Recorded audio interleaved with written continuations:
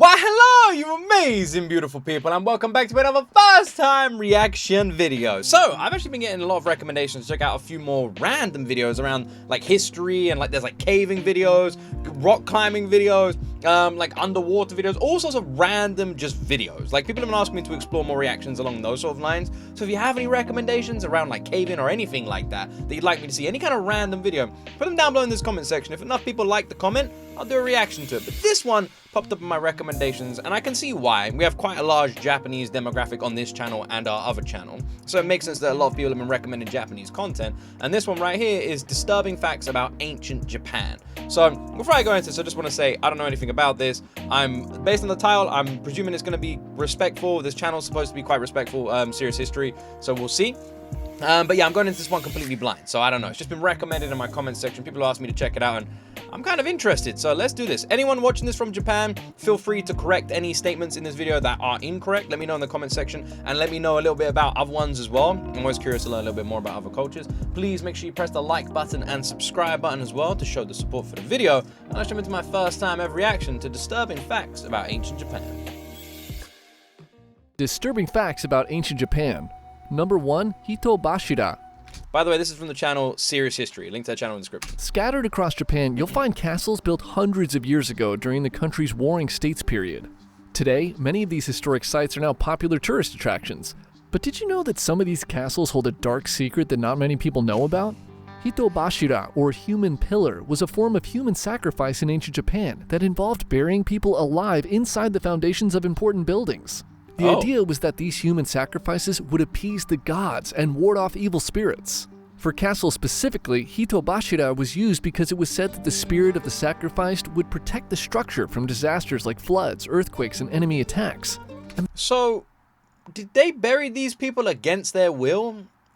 I don't know about you, but like, if you buried someone against their will, wouldn't they like kind of hate you instead of help you? Like, you know what I'm saying? Imagine being chosen for that. It was like overtime work for an eternity with no overtime pay. Now that I think about it, that does sound pretty Japanese actually. The most well-documented case of Hitobashida is from Maruoka Castle, which is still standing in Sakai City. While under construction, one of the walls of the castle kept collapsing.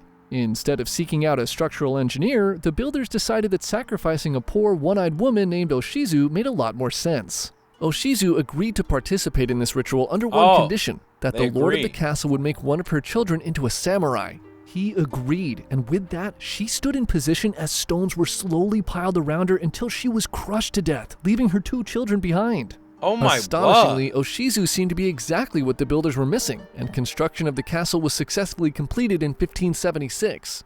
She could rest peacefully knowing that at least one of her sons would go on to have a much better life as a samurai.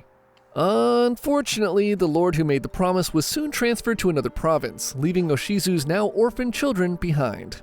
The legends say that every spring when the rains begin, Oshizu's tears make the moat surrounding the castle overflow, and to this day, some locals say you can hear a woman crying near the castle during the heaviest of rains. Number 2. What a horrible story.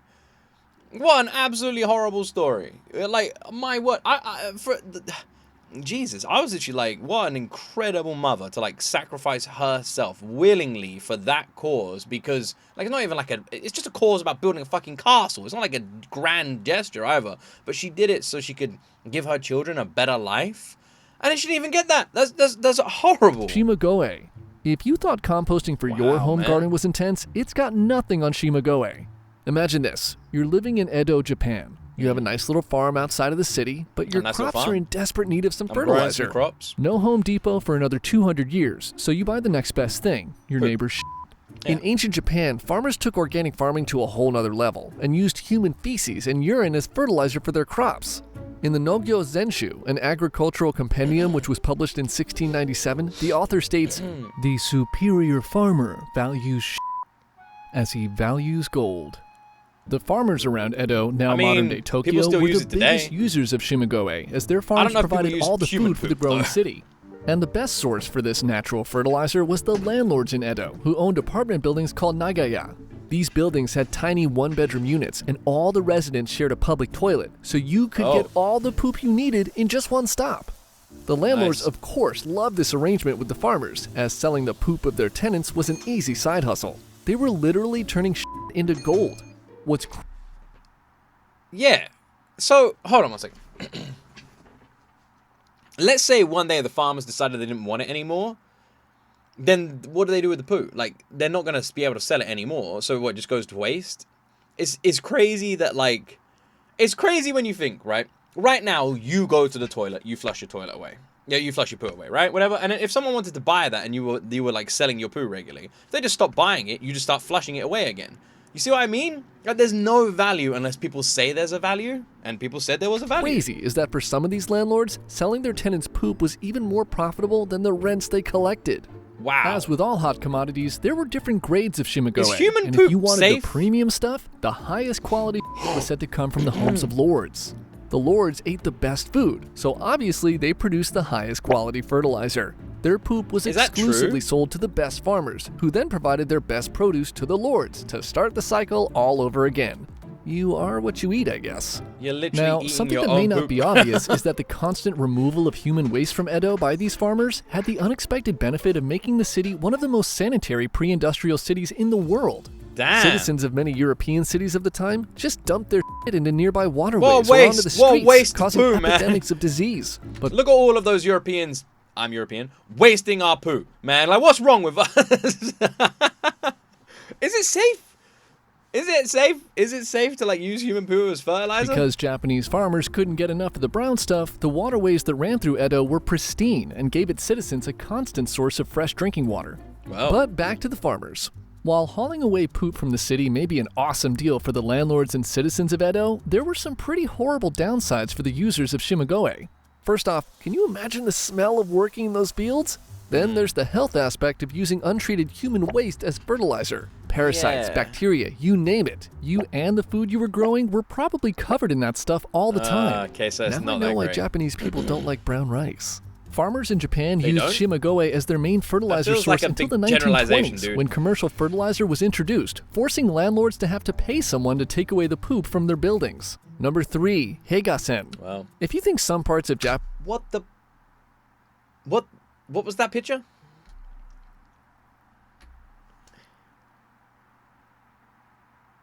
Can I show that? I don't think I can show that. I swear that's literally a penis. You can show artwork, so I probably can, but I'm gonna blur that anyway to be safe. What the fuck is this? If you think some parts of Japanese culture are weird now, let me tell you, Japanese culture was always weird.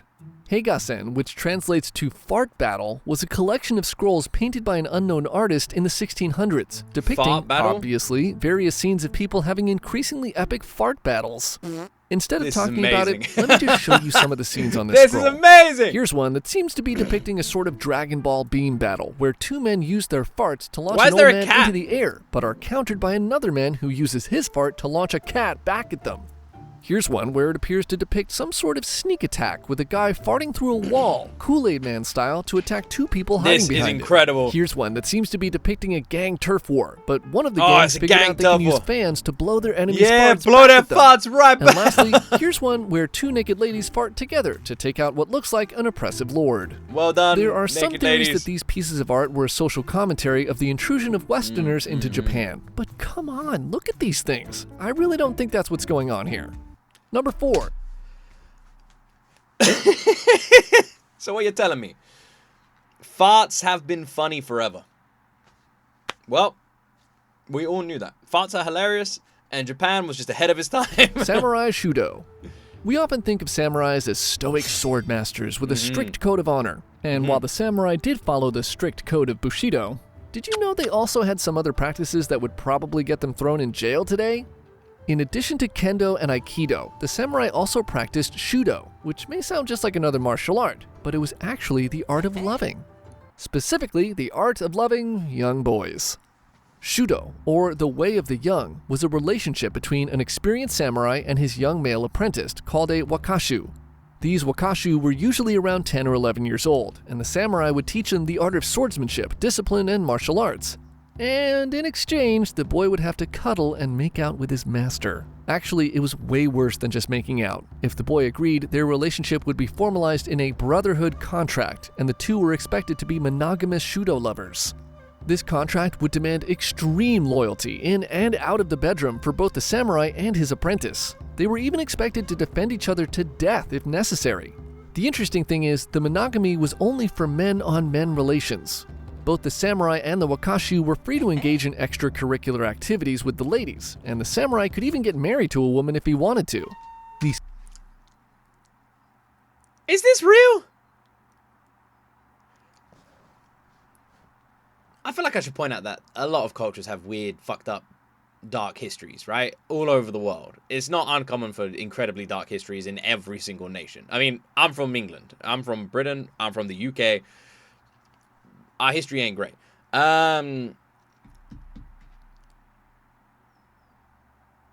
This is pretty awful.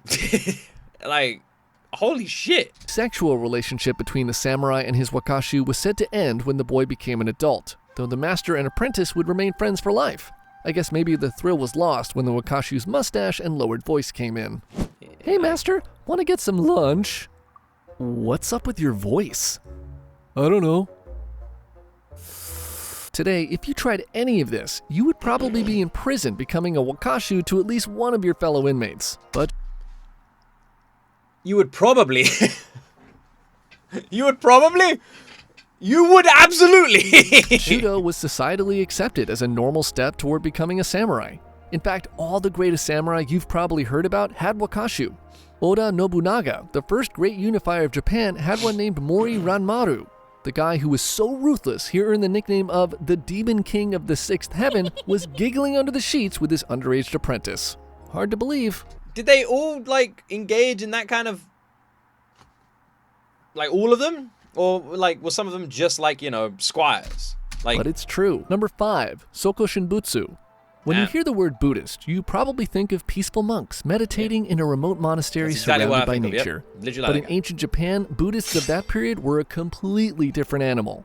First off, Japanese Buddhists in the 1500s practiced their own form of Shudo, where they would have intimate relationships with their acolytes. A 17th century Japanese Buddhist scholar wrote in defense of these relationships, "Even the mountain dwellers who cut brush for fuel have learned to take pleasure in the shade of young saplings." How romantic. But that's not all that was different about the Buddhists in ancient Japan. They were also fierce warriors who fought not only against samurai, but also went to war with other Buddhists. What originally began as protests when certain temples felt their emperor was choosing favorites, eventually escalated into all-out Buddhist-on-Buddhist combat. These Buddhist warriors, known as Sohei, first began attacking and burning down each other's temples, but later turned their attention to samurai and started attacking them. They were known to be fearless warriors who fought to the death with long spears called naginata and were also skilled with bows and swords. But besides making out with their acolytes and killing other Buddhists, by far the most insane thing some of these Japanese... Like, were they quite, like, strong warriors then? That's one thing that you see a lot when you go into Japanese history is the strength of the Japanese, like, warriors, you know, whether it's the samurai or I guess even the monks. Like, my word, like, the combat training and speciality and diversiveness of weapons is just incredible. Buddhist monks did was a practice called Sokushinbutsu, where they tried to achieve a state of enlightenment by ritualistically mummifying themselves. Sokushinbutsu was a process of self-mummification that took years of intense preparation. The goal was to slowly go from living to not living and leave behind a corpse that didn't decay after you passed. If you were successful and your dead body wasn't being eaten by maggots and falling apart, you were considered to have reached enlightenment, and your mummy would be put on display as a new Buddha. The self-mummification process would begin with a special diet called mokujiki, which translates to tree eating.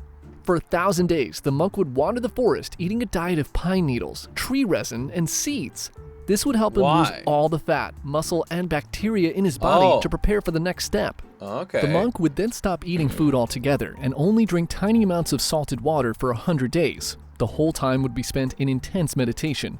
When the monk felt death was near, his disciples would lower him into a pine box placed 9 feet underground. They would insert a small bamboo airway and then bury him alive. In total darkness, the monk continued his meditation and would ring a bell at certain times throughout the day to signal he was still alive. When the ringing stopped, the monk's disciples would dig him up to check if he had indeed passed. The airway would be removed and the monk would be sealed again. After another 1,000 days had passed, the disciples would check on the monk one last time, and if his body was free of any signs of decay, he had achieved enlightenment, and he would then be put on display as a living, or I guess not so living, Buddha.